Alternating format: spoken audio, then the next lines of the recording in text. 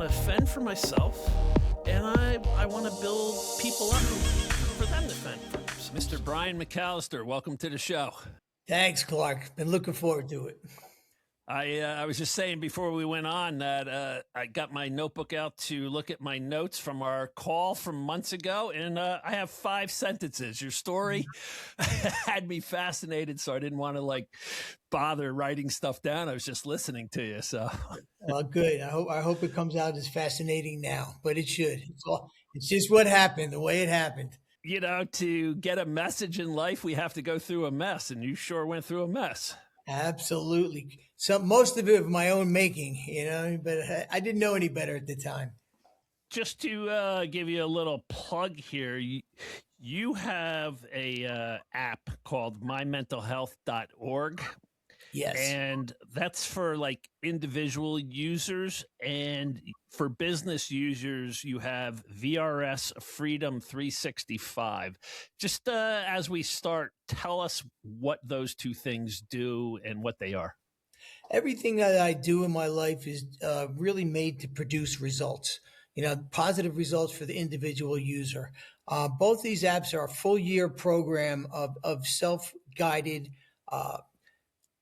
lessons on how to achieve what your dreams are. We all have gifts, we all have talents, we all have dreams, we all have desires.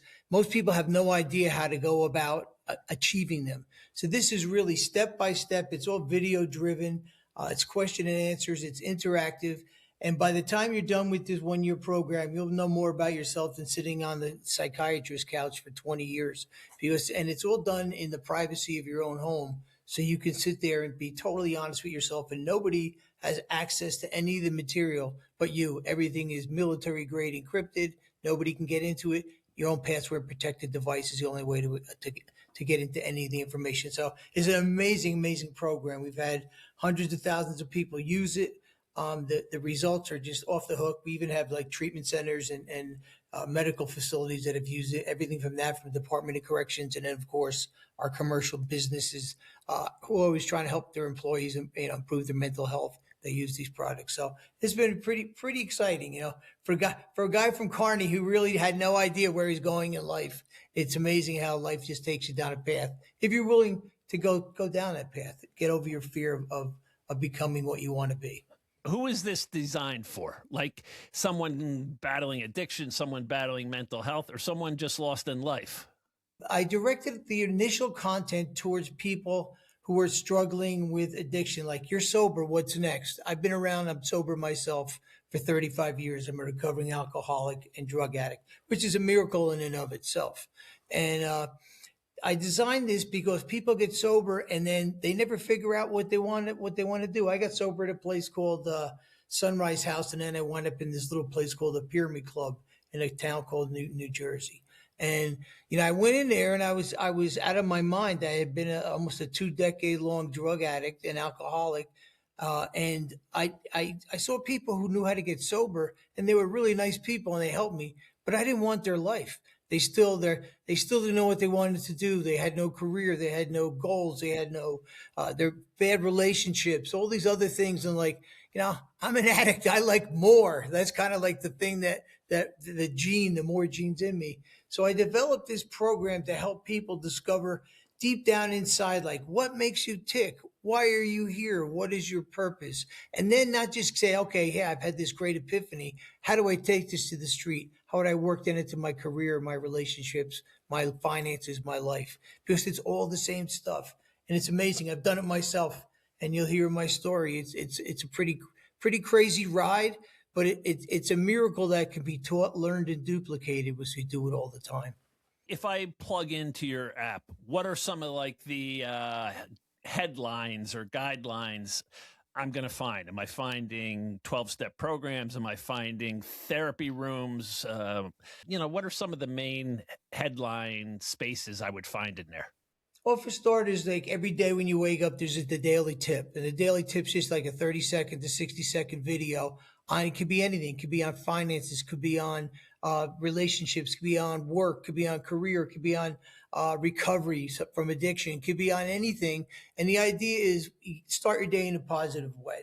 there's a 30-day program to abundance in there that is none like anything else you'll ever find. It builds on every day, it builds on the next day. By the time you're done with that, you have a full year project written out of where you're going, at least one life affirming, one life changing project. But you've developed it. It's not what it's also about finding like what your beliefs about money, about religion, about God, about spirituality, about relationships. Do you believe a monogamous relationship is even possible? All these things we go through, to go through and like really get down to about you. It's about you. It's about you becoming you and being the best you can want to be, and then having the tools to turn your dreams into reality. You'll go deeper than you will in any 12-step program. I'll give you an example. 12-step programs, and I'm a big supporter of 12-step programs, but this is not a 12-step program. An example would be like 4-step is you do a moral inventory of yourself, of all your character defects, all the things you've done that are wrong. When I did a moral inventory myself many years ago, and I found out my morals didn't just need looking at. Everything I thought about life was upside down. What I thought was right or wrong, what I considered success, what I considered a goal. I looked at all of a sudden, if my moral values needed to be looked at, then my entire life and my beliefs and values needed to be looked at too. And when I did that, I started to see patterns. Like, for example, where did my values come from? Where did my beliefs come from? These are the types of questions I asked myself. And most of them came from my parents, from my school, from, TV advertising. They come from a plethora of places. But do they make sense for me? Like, are these the things that make me feel good about being me?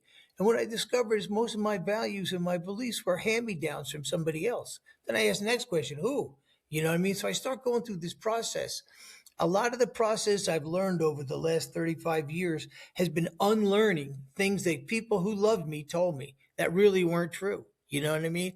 And by going through this process, I developed a way for a living that made me feel good about being Brian. And when I felt good about being Brian, and I brought that into all other areas of my life with intention and purpose, my life is a pretty incredible life. I tell you, I wish I could give it to everybody. It's that good.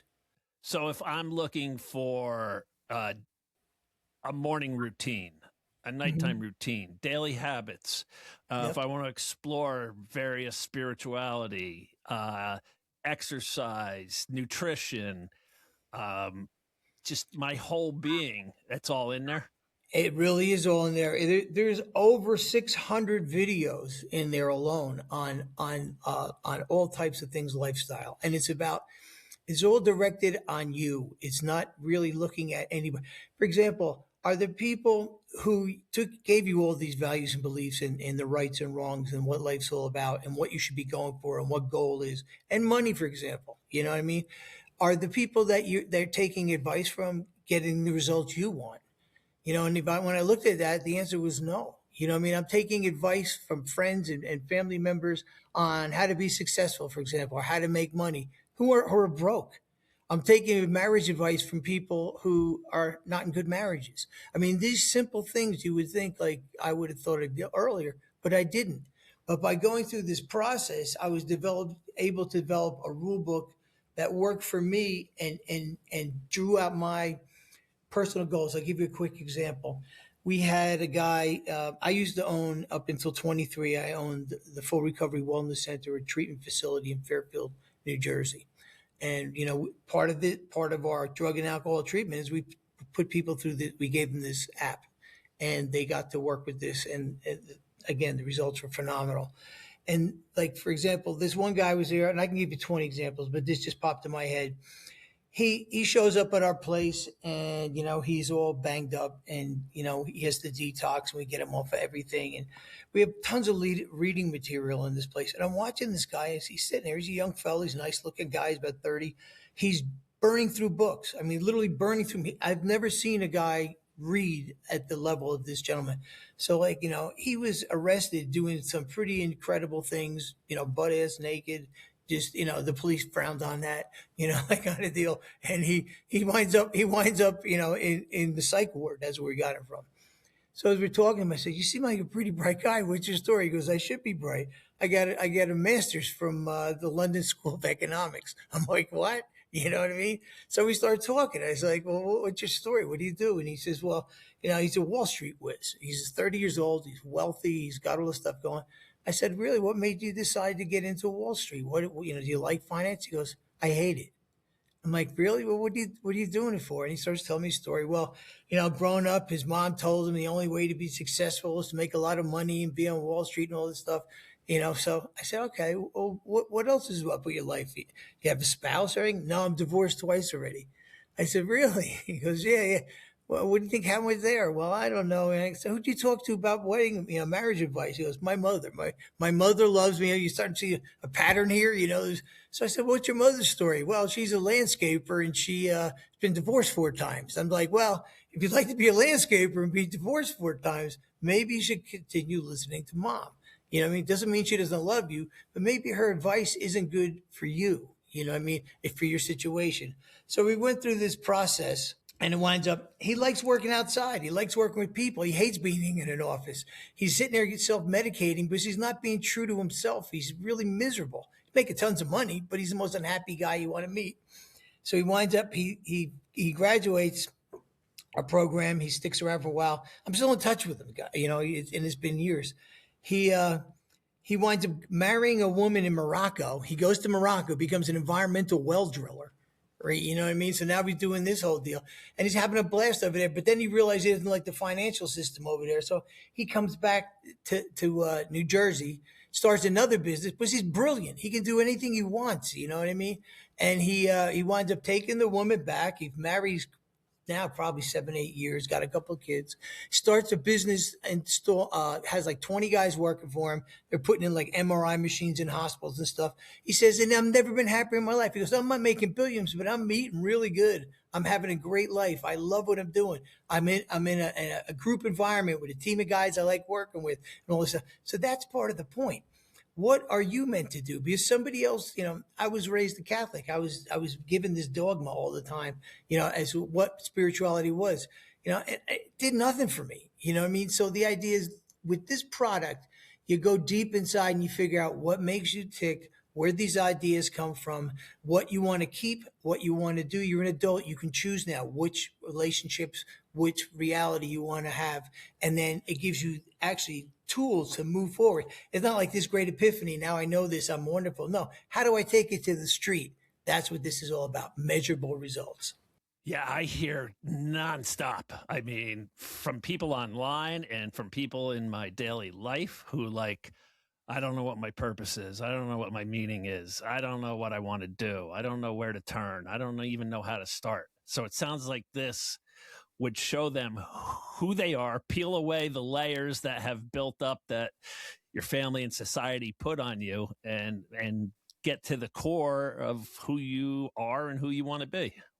I had a trust fund guy, same thing. He was a 32-year heroin addict. I said, next to Keith Richards, you're the longest living junkie in America. You know what I mean? It's amazing he survived, And same deal. He came real quick. He came from a background where his father was a self-made man, made his money in banking. His whole deal was if you wanted to be successful, you had to be a banker. This guy had no interest in this. He liked writing. He liked sports. He liked different things. So when we actually got down to what his issue was, he was extremely bright. Most people of average intelligence can pull off just about anything we want to pull off with the right help, the right direction, the right suggestions. So this guy wound up, after all this time, his father made him go to college. He hated it, dropped out, started getting high. He didn't want to be a heroin addict, lost 30 years of his life, 30 plus years. Now he decided he liked sports. What he did was he opened a little sports memorabilia business. You know what I mean? He doesn't have to worry about being a bank. He writes his own copy. He likes writing. He coaches a little league team, you know what I mean, or some type of team in his town. So like all things, like the idea was, well, what do you like doing? Well, what would you do? I asked him, what would you do if success was guaranteed? If you couldn't fail, you had unlimited time, freedom, and money, what would you do? It gives you a good clue as to what's really in your heart. He says, "Well, I'd like to be shortstop in the Yankees." I was like, "Well, you're a 52-year-old heroin addict. That's probably not going to happen." I said, "But it gives you a clue." You know what I mean? Like, you like sports. Yes, I do. I watch them every day. So we start, well, what can you do with that? How could you work that something that you find interesting and makes you feel good into your daily life, into your work, and get paid for it? These are the type of things that we get involved with and really like dig in. These are just very brief ideas, but that's really the crux of the matter. Being good to you. This isn't a dress rehearsal. This is our one life. This is it. You might as well enjoy it. That's it in a nutshell, brother. So for you to have gotten to this point to develop this app, as I said, to get a message, you have to go through a mess. Take me into take me into your earlier years and what your life was like and the mess it was. I'd like to tell you it was all unicorns and rainbows, but such is not the case. It was. I was raised in Kearney, New Jersey. That's where I was born. Uh, Alcoholic home. So like there was a lot of insecurity there. I mean, I never realized it. But there really was because one thing that was okay today, you get your ass kicked for tomorrow. Like there was no more. And it's not that my parents didn't love me. It's just that they had their own issues, that kind of a deal.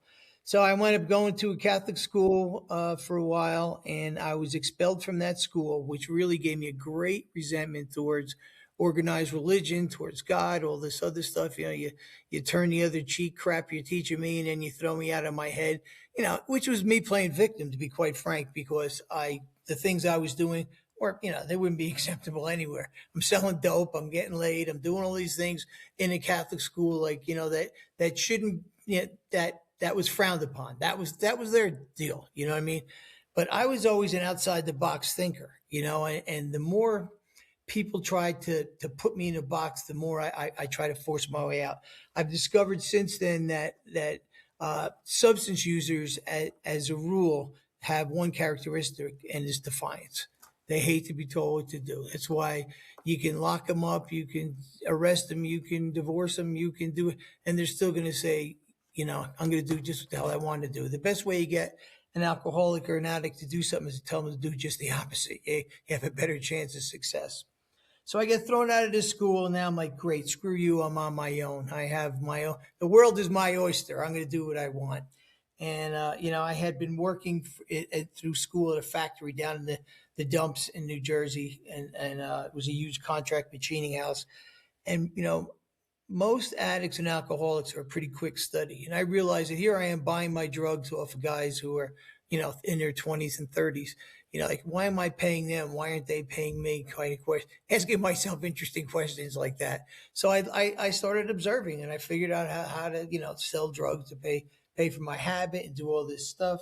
So I start really getting crazy. It's the 70s, it's the early 70s, and a couple of friends of mine, we get together, we're buying like massive quantities of LSD, like 150,000 hits at a crack, and we're just out of our minds. We're doing it. So I'm making a lot of money. I'm doing all this stuff, but again, I'm not happy. I have no idea what I'm doing, and I'm living in a psychosis. So one day, a friend of mine and me go out and we do some stuff. We have a really bad night on some acid, and I got to get out of here. It was my first geographic cure.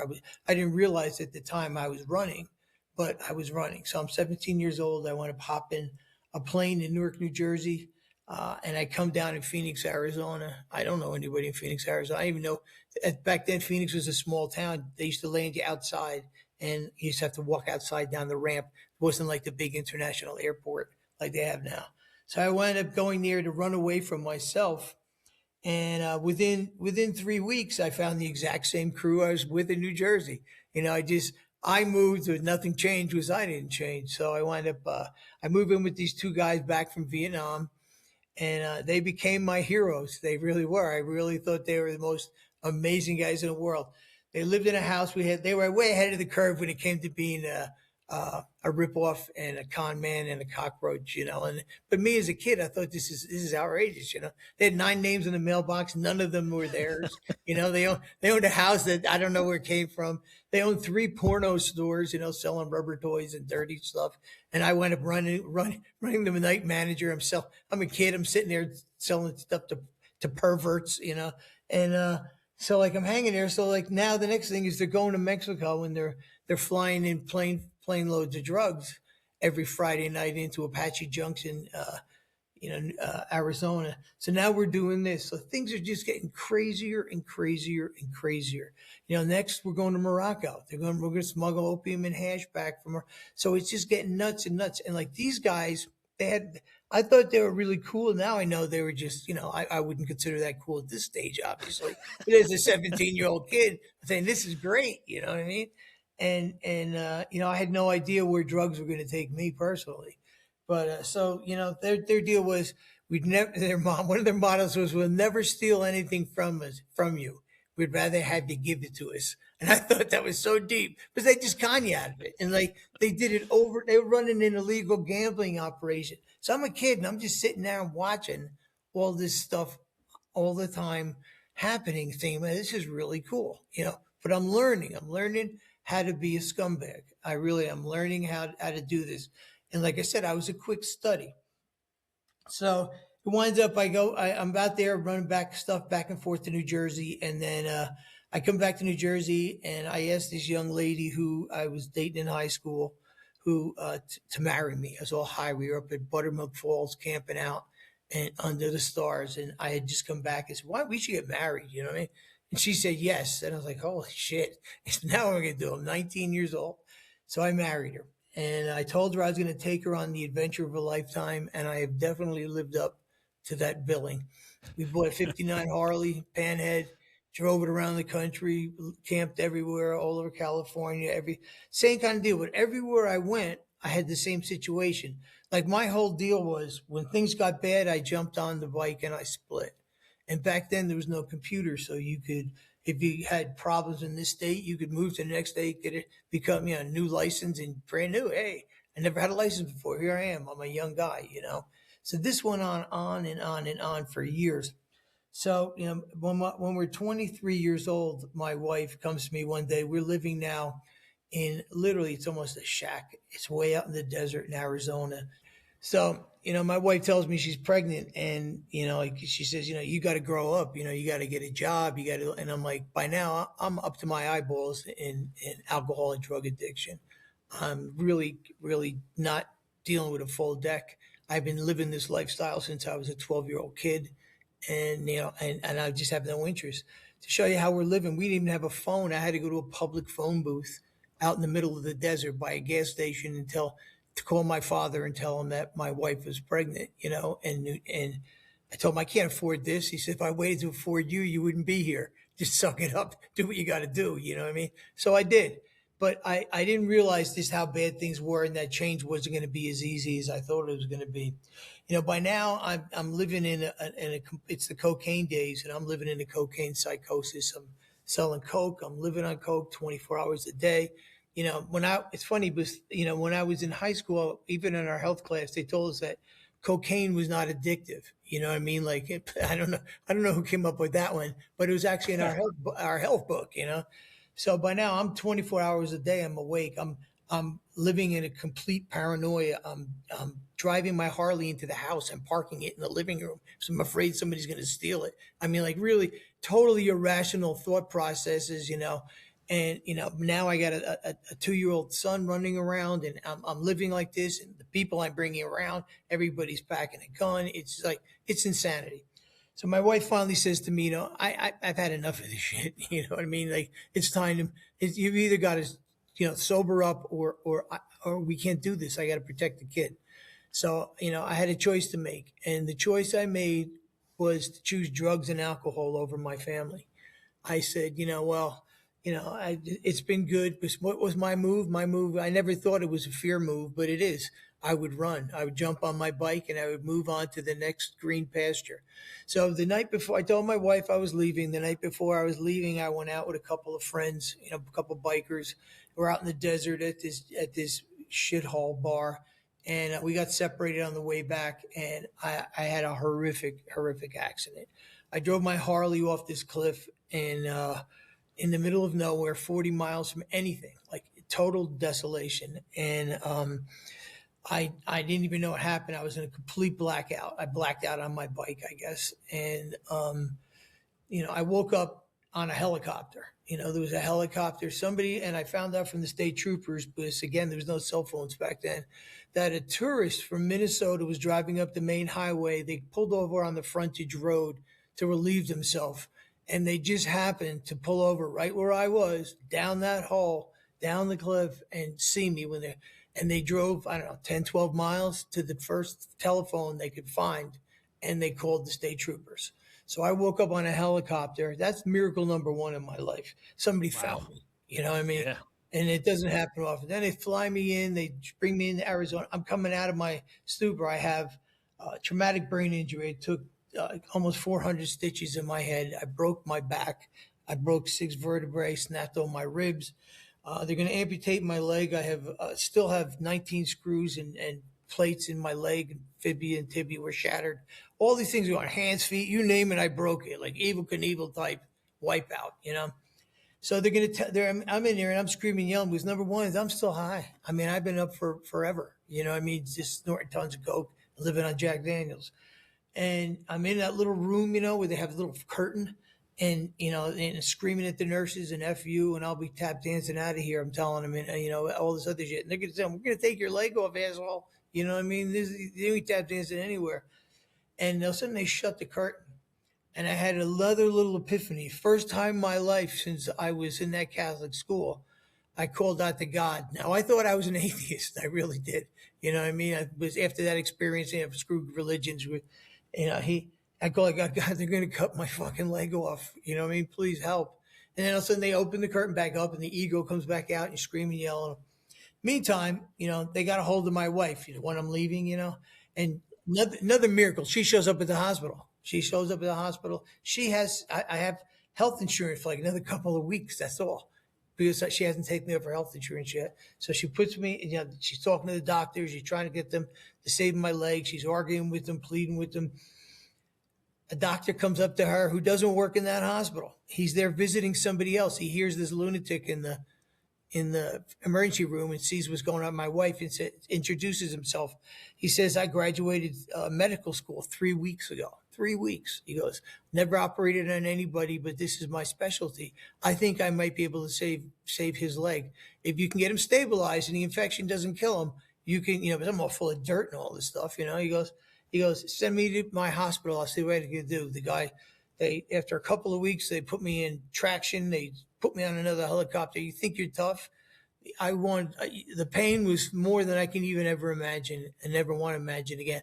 I was wishing, I prayed to God that day that they did cut my leg off. It hurt so bad, and that's how insane it was. So they get me there, they glue me together, they put me back, on together, and they're going to put me in what do they call it, a physical therapy for forever. And I have to learn how to walk again. I have to learn how to do all these things again. I got a shaved head. I got all these stitches like Frankenstein. So they send me home. You would think that this would be enough to realize I had a drug and alcohol problem, but not really. First thing I did when I got home was I lived in a second floor apartment. I threw my crutches out the window over the balcony, right? Hopped down the stairs on my ass, and then I walked a mile plus to the nearest bar in 105-degree Phoenix heat, because I wanted to go to the bar and have a drink. My leg like that, full back brace, shaved head, looking like Frankenstein, like totally out of my mind. But I didn't even put 2 and 2 together. I'm thinking, just a bad accident could have happened to anybody, That's the insidiousness of self-destructive diseases like substance use. It's funny though, we're smart people. First thing I did, I realized on the way back I couldn't drink and it was so hot.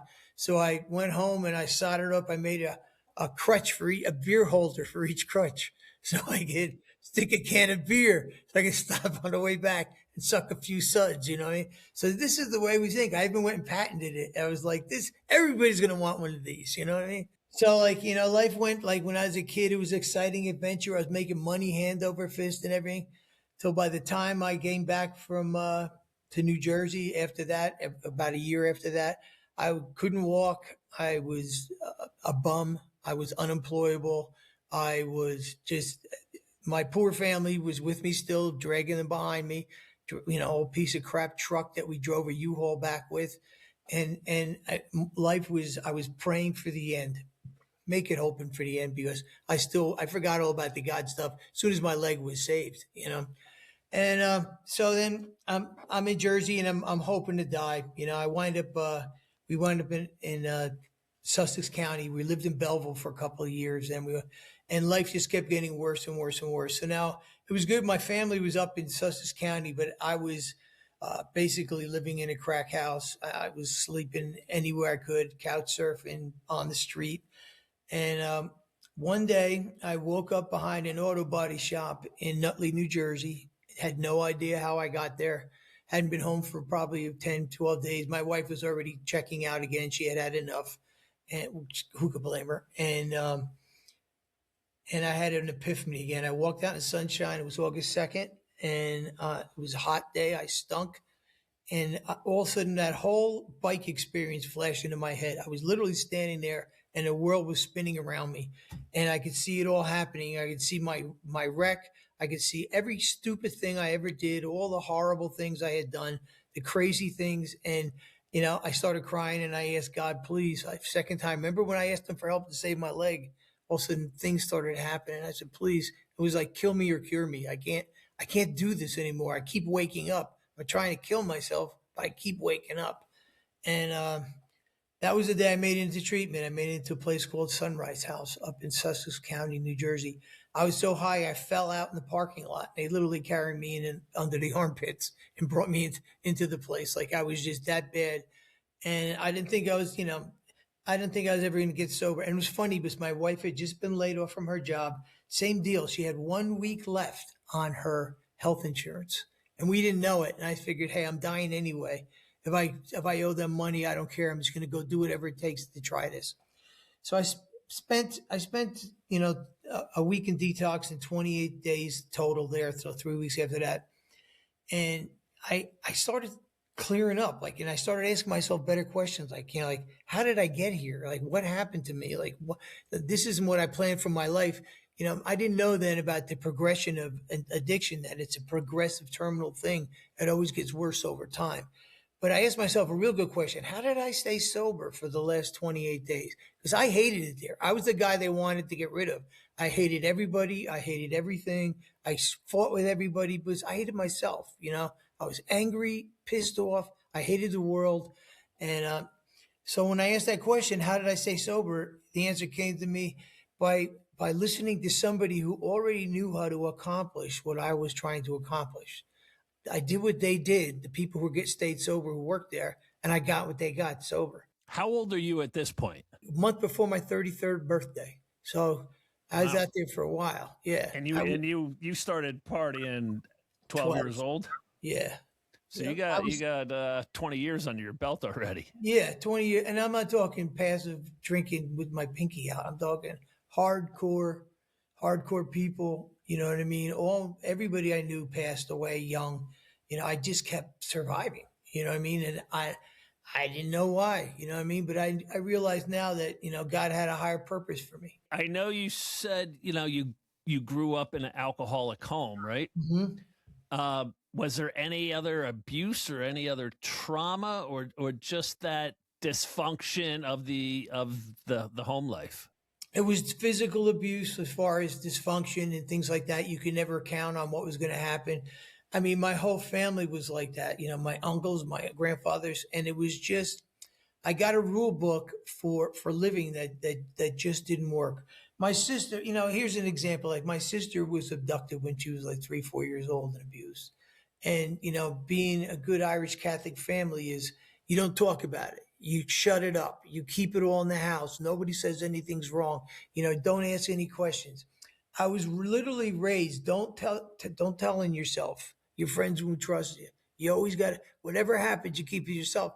And I realize now that that's kept me from getting arrested and going to jail for a long time, like most of my compadres did, because I never would tell myself. I never tell you. I never tell myself. If I did anything, it kept, but you keep keeping all that stuff stuffed inside you. And eventually it's got to come out some way. It comes out sideways. And I used alcohol and drugs to keep that bottled up for many, many years, but eventually it didn't work. It's going to come out anyway, you know? So that's kind of like the lifestyle. My dad was just some background. My dad's was from a horrible background. His father murdered a guy and jumped the ship back to Ireland, right, and left the wife and 6 kids. He wound up as a ward of the state for a couple of years. Then he wound up. His mother married one of the old man's best friends, who was also an alcoholic, who spent most of his life in Rawway, and he actually killed. It was so violent, the family. He killed one sister, and the other sister spent 65 years institutionalized from too many beatings. So like this is like the kind of background. And my mother just came from a good old Irish Catholic alcoholic family where nobody did anything but drink, and bitch and fight. You know what I mean? My house on the holidays was like, we'd sit, we'd laugh, we'd cry, we'd punch each other in the face. You know what I mean? Then we all wake up in the morning and pretend it didn't happen. You know what I mean? It was like that it's just a lot of secrecy. So you finish your 28 days. And they told me go 12-step meeting. So I did. They said, don't wait, go right that day. So I did. And I hated it there. And I hated it. And everybody hated me. I mean, I've talked to people that knew me back then that said when I would walk in the room, everybody would just kind of walk away. Who wants to be around this asshole? Because I hated myself. What I'd done, what I'd become, me who thought so highly of myself. Nobody else did, but I did. If I was a guy in high school, would be the least likely to do anything, except go to jail.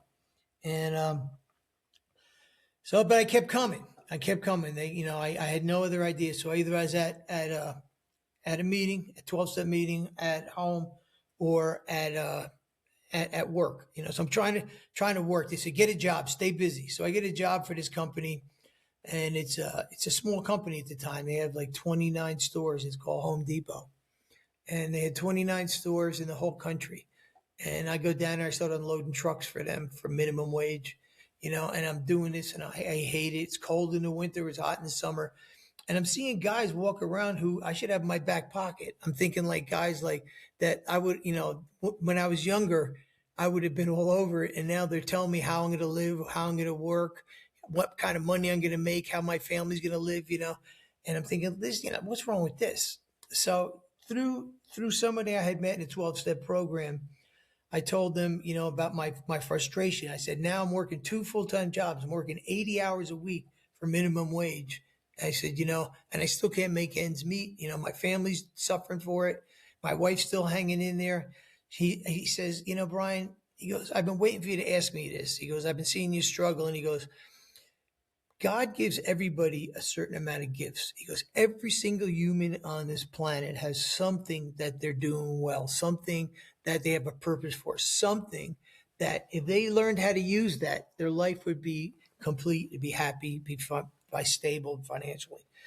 I said, yeah, really? I said, what's mine? I said, again, I have no education. I have nothing going on. He says, well, I seen you. He goes, you walk in the room. He goes, within about 5 seconds, he goes, you got a feel for you. He goes, I can trust him. I better keep my eye on this guy in the corner, and behind me, she's full of shit. He goes, they don't teach that in the Harvard Business School. He goes, that's one of your gifts, is you can feel people, you can understand people. People trust you when they talk to you, that you'll never tell anybody, because I never would. Like people open up to me about things that they wouldn't tell anybody.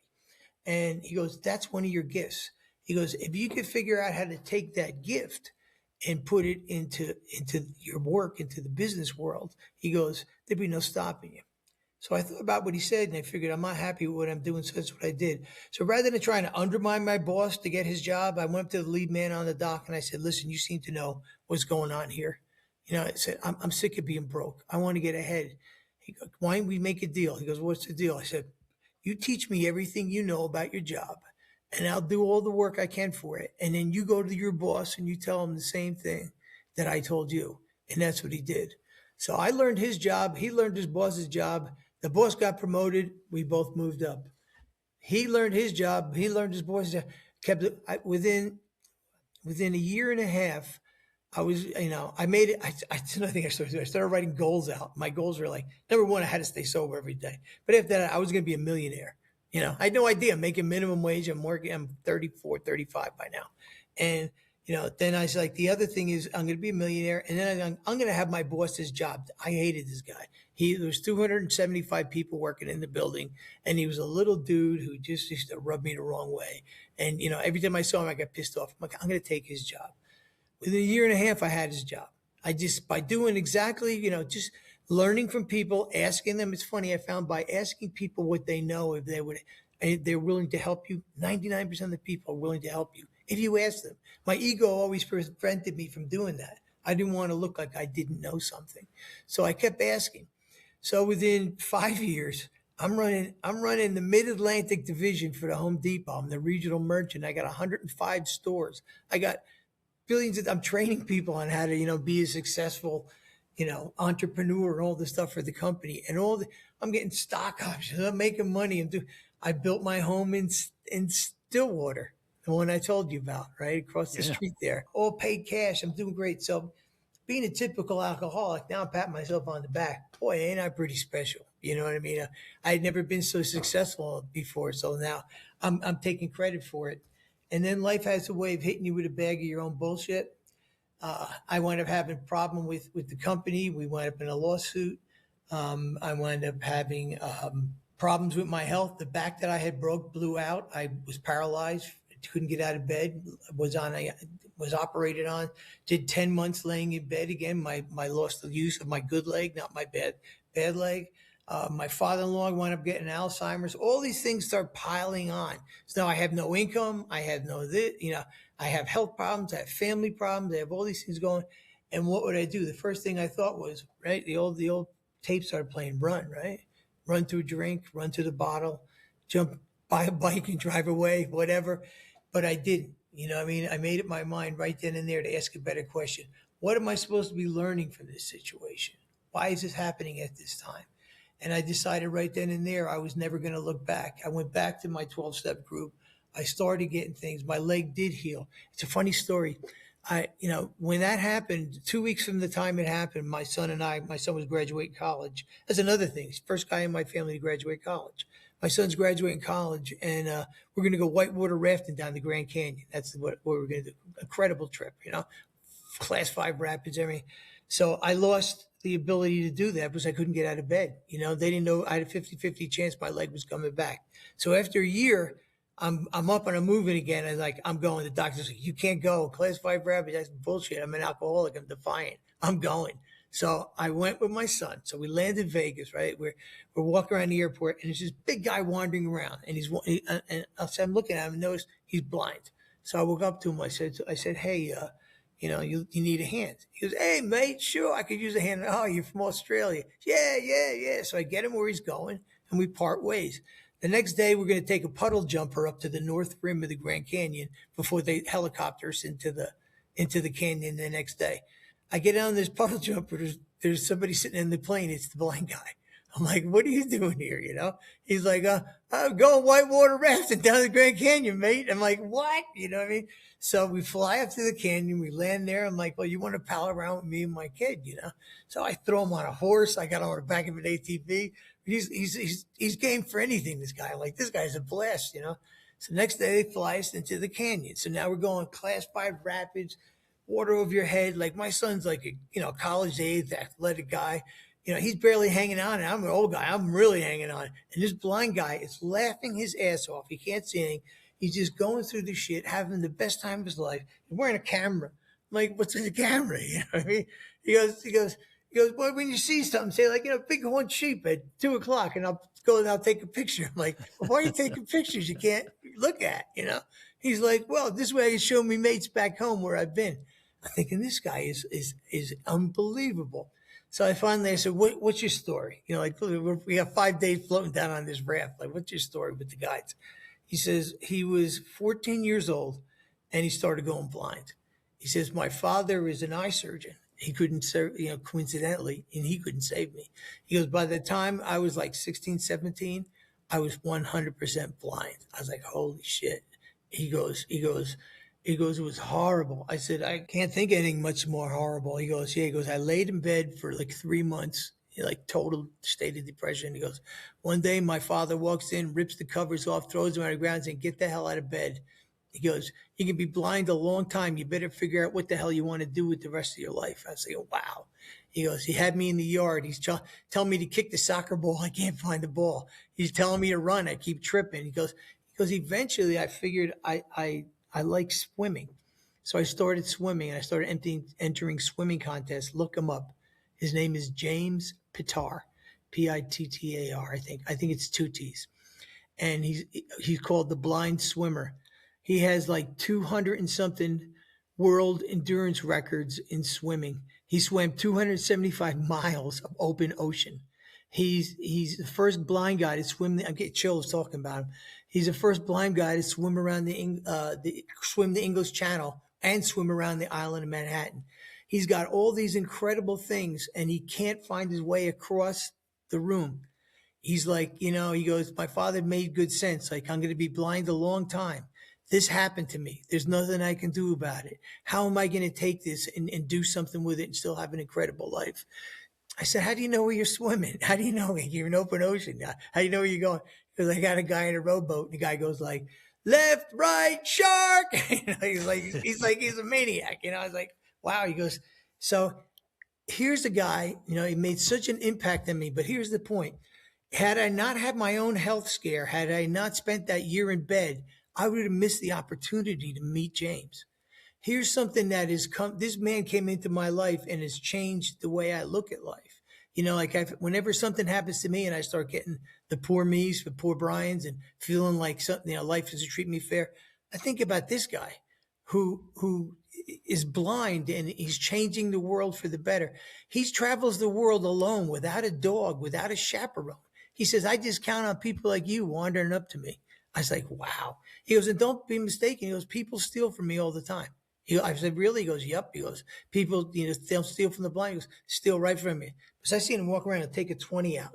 Walk up to like somebody and say, what's this? And you'll say 20. He'll stick it in his pocket away from his other money. He'll walk up to 2 or 3 other people. They'll tell me he's got a 20. No, he's got a 20 in that pocket. Because he goes, I can go up and say, what's a 20? They'll say it's a 1. And you know what I mean? And I'm screwed. So, that type of experience, I know that the universe is working in such a way that I don't see the big picture. I only see what's right in front of me. When that happened when I was paralyzed again, I had to go to spinal cord surgery, all this other stuff. I'm thinking it's the end. I'm never going to walk again. Here I am. I'm walking again. Then I get to meet James because of that experience. I come off the plane, I'm all pumped up. I just spent a week, in the Grand Canyon, whitewater rafting. I met this guy, James, the most inspirational man I've ever met. I get off the plane. I had just signed a deal before I left, and I was going to close. And there was supposed to be a check for like a large amount of money, like over $100,000, waiting for me when I got off the plane. I get off the plane. I call my attorney. How come my check isn't in the account? Oh, when you were gone, the deal fell apart. I'm like, you mother effing. Total serenity out the window, forgot all the wonderful stuff. And my son goes walking by, taps me, he goes, at least you can see. And I was like, oh yeah, gratitude, at least I can see. You know what I mean? It's like the things in life, two eyes, 10 toes, 10 fingers. I got a refrigerator full of food. That's the most important stuff in the world. And when I have an attitude of gratitude, my increase just keeps coming. I keep my mind open, because when I'm pissed off, I shut everything down. I can't think creatively. I'm on that endless loop, like the record skipping, So that's my James thing. So what happens? I come back. I'm in a real estate business. I decided I'm out of the retail business. I'm in a real estate business.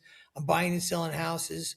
I'm making money hand over fist. I'm getting ready to pat myself on the back. Aren't you smart? And the U.S. economy tanks, real estate market bubble burst, stock market crashes. Right. So now here I'm standing there, and then my sister, who I used to get high with all the time, dies of an overdose. So I'm standing in my living room. I'm looking at the TV, watching the stock market ticker go down. The ticker's going down. All my money that I had, didn't drink it up, didn't blow it, did all the right things. But a power greater than myself, right? The U.S. economy came along and kicked my ass anyway. So I'm like, what am I going to do? I got no money now. I got no income. I owe millions of dollars on these houses. They're not worth what that I bought it for. Then I made another decision, just like I made other decisions. And I'm like, I am not going to go under. I am not going to go bankrupt. And I am not even going to sell my houses short. I'm going to figure out a way, with God's help, to get out of this. So then when my sister died, I get a call, and a friend of mine died, almost all within 3 days. I'm broke. I'm in debt. My friends are dying. My sister dies. I'm like, I asked myself a better question again. What would I do if today was my last day? What would I regret? What would I take into eternity that I wish I would have done? I would have, I should have, I could have, but I didn't because I was afraid or I was too busy or it was easier, softer way. And I realized I started laughing. I was like, I'd like to tell people how an asshole like me, a guy who had no education, no nothing, hit it, hit it big, took all the horror that happened to him and turned it into a good thing and became financially wealthy and became, that woman that I was leaving and that son. I mean, my wife and I are married 48 years. I mean, like she's the love She of my stuck life. with you through all I that. love her, man. She's the Hey, best thing ever. I'd die for her, that So was the like, question I was waiting to ask. yeah, You yeah, know, like, yeah, yeah. are you still with the same woman? Wow. Yes, 48 years, man. And I've done everything I could to make up for all that stuff. I treat her like the gift she is every damn day. So like the answer to that question was, what would I regret? Would be not telling people how I had this incredible experience. So the next question was, well, how can I do that? I said, well, I guess I could write a book. I mean, I can't even type an email. I didn't. I was like, what am I going to do? So I said, well, you know what? I'm just going to start. I can take an action. I'll take an action. I had a barn. I went out to the barn. I sat down, took out a loose leaf pad and just wrote down a couple of lines. From that wound up coming my first book. I've written 3 books, and the last one hit #1 on Amazon. And they're all about how to improve your life, how to have, and it's not from a doctor's perspective, it's not from a scientist's perspective, it's from a real life perspective. It's this is what got me success, and this is what got me disappointment, and this is the truth, and this is what happened. And by showing people how they can do it themselves, it's been the most rewarding thing in my life. So I wound up, it's funny because when I was writing the book, I didn't know how to type, I didn't know how to do any of this, but I'm a defiant alcoholic. People are, oh, you'll never write a book. Wrong guy. The more somebody told me that, the more I got into it. You'll never get it published. Wrong guy. The more people told me no, I started looking like every time I hear no, I considered it a yes. And I just would push on, because I can convince myself of just about anything. I convinced myself that wrecking my life, my finances, my marriage, my health was a party. You know what I mean? So if I convince myself that that's a party, I figured I can convince myself of just about anything. And then how did you go from there to developing this app you have now? It's pretty cool. I get a call from the first book comes out. I get a call. I can't break his anonymity. I get a call from a guy in California. He's a director at Universal Studios. He's got 7 years sober.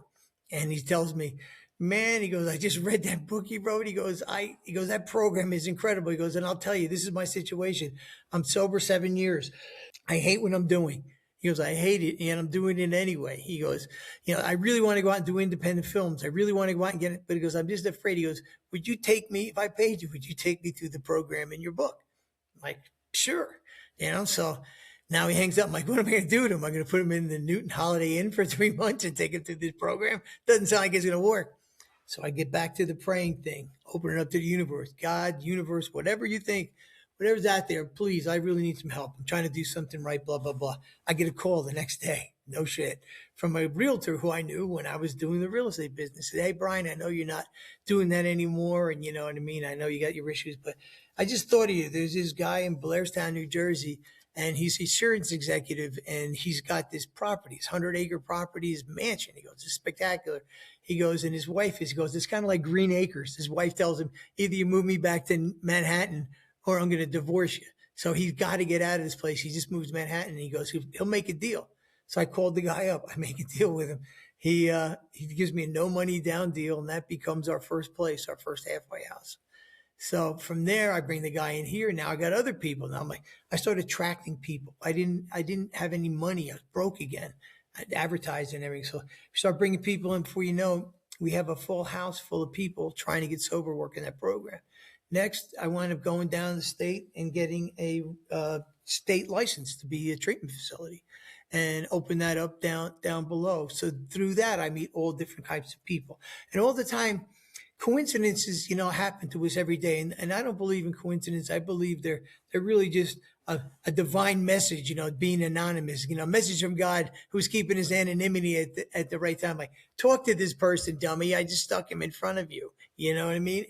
But when I was drunk and stoned all the time, I didn't realize that they were happening then too, but I just couldn't use it because I was out to lunch. I wasn't present. So that's what happened. I wound up doing that. So now we're doing the licensed treatment. And it's funny. Here I am, a guy, with no education. I have psychiatrists and doctors and all clinicians who are working for me. You know what I mean? It's funny how life works. And the reason it's working for me is because, again, I had a different gift. I had a gift that I could see what people are good for. I had a gift that I know how to draw out the best in people and point them in the right direction. They have another gift. You know what I mean? So now they're doing this. So as I'm working with this, I start seeing more and more people come into our treatment center who, like, let's face it, times are tough. Nobody has insurance. You know what I mean? We have a steady group of first responders that became the basis for our business: cops, firemen, FBI, Homeland Security, because they all have good insurance. But there's all these other people coming in who don't have what they need. So we're comping people, as many as we can, giving them free rides. But I gotta pay these other people, so I can't do it. So that's what the idea for the app came from. How can we get better information to more people for less money, right? That was how long ago? It started development, I think, in 2000, got serious about 2018, probably 2017, was just brainstorming and coming up with all the ideas. I went in the same deal. Like, I went through 3 developers who screwed it up royally. You know what I mean? It's like, and every time I lost tons of money, like, big money, because it didn't work. Things didn't happen, but rather than, I actually believe that most people quit too soon. You get an idea. Most of us have had a good idea, but then we talk ourselves out of it. We quit before the miracle happens. So what I did was, when it happened, okay, I just realized this isn't the right developer. God's got a better one for me out there. I'd find somebody else, same thing happened. Finally, I run into this guy, who's my software engineer, and his team. And we've been together now for better part of a decade. And he's just perfect for me. And he's from Kearney, and he's a self-made guy. You know what I mean? And he's got a 2,000-acre ranch in Montana and a 500-acre one in Pennsylvania. And he's just a guy that just hit it by taking care of himself. So we got together, and we started out with, I started figuring, how can we do this? Well, people like watching video. Nobody reads anymore. I write books. Nobody reads. So we start videoing. So I think we started, there's 60 or 75 videos and 1 or 2 features on this product. Now we have over 600 videos on every type of topic. We have anti-relapse, and we have called an empowerment thing. It's almost like Google in your hand for self preservation. You hit the empowerment. I'm having a fight with my boss, my wife, like addicts and alcoholics, for example. Most people fight and they get pissed off. Alcoholics and addicts relapse. They go kill themselves. I'll show you, I'll hurt me. So you hit this button and say, hey, I'm wife, spouse, work, money, anything you think of. And instantly, dozens of solutions pop up on their video solutions. They say they've proven this, if you can interrupt a negative thinking pattern for as little as 2 minutes, you can avoid relapse. So this is, if you're into using this product, listen, bungo, you interrupt that pattern, it saves your life, and it helps you have a better life. So it just keeps increasing, keeps growing. We did the commercial version first, the VRS Freedom 365, because businesses are getting killed. I know I was in the healthcare business.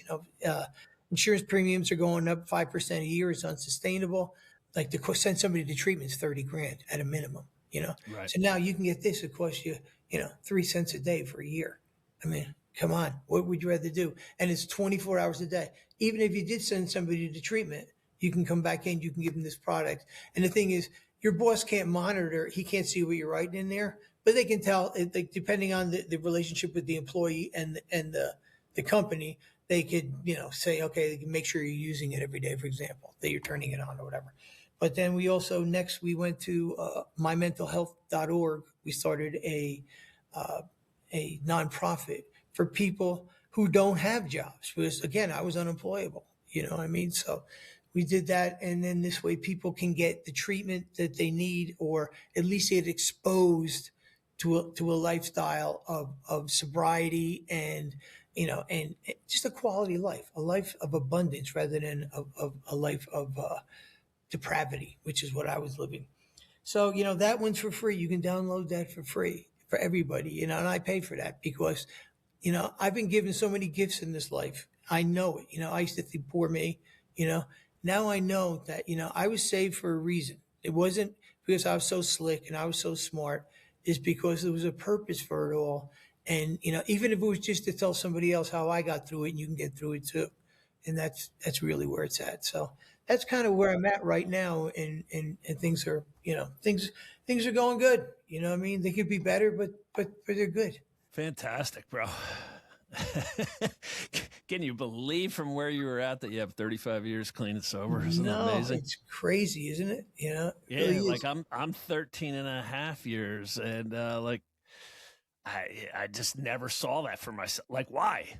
Like partying was who I was. I was a maniac. That's just who I am, And then now it's like I can't even imagine that part of me, like going back to that. I like peace and calm, and I like action, like being active and but I don't like the insanity of just how I lived back then. I get it. Let me ask you, like, what made you decide that enough's enough? Just said enough. Waking up in a suicide cell in the jail, facing life in prison. Like, I'm like, that'll do it. Yeah. But other people don't do it. Other people don't I know, do it. Man. People say, well, I'm screwed. I might as well just continue, till the end, and I couldn't believe how I allowed my life to get away.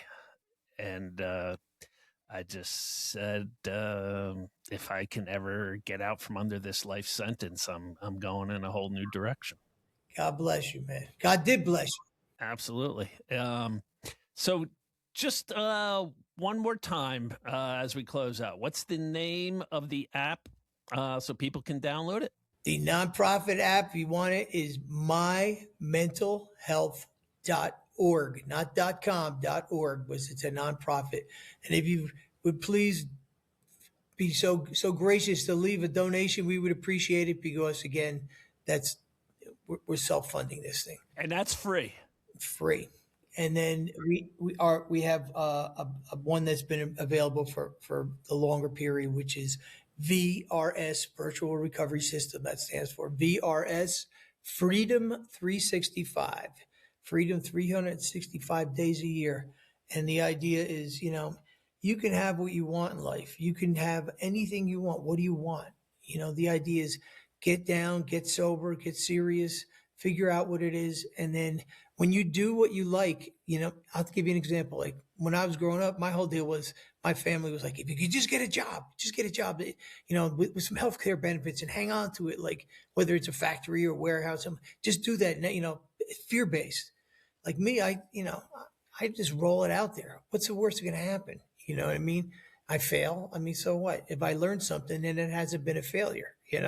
That's the way I look at things. I have to look at things like that. So VRS Freedom 365 is what benefits companies and, commercial entities have been using. And it's just not about not drinking and drugging. It's like how to be have a better life, better employee, better.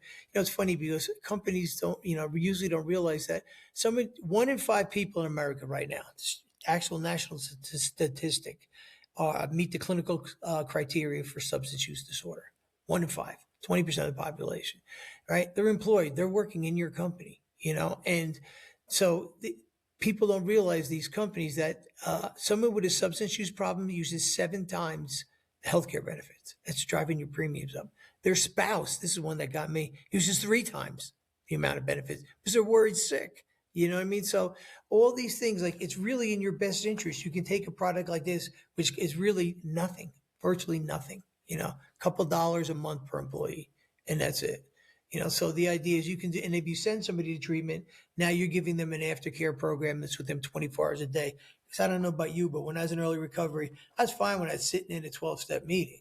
But there was 23 hours a day when my life was in the shitter and I was thinking about it and I was laying in bed at 10 o'clock at night. This is something that you can tap into 24 hours a day. So there's different ways of looking at it. So, but thank you, Clark, for letting me share some time with you. Thanks, Brian. And bravo on turning your life around and giving back to others. That's it. You're doing the same thing. It's what it's all about, my friend. That's what it gets you right here, right? Yeah. Thanks, All pal. right. All right. Thank you.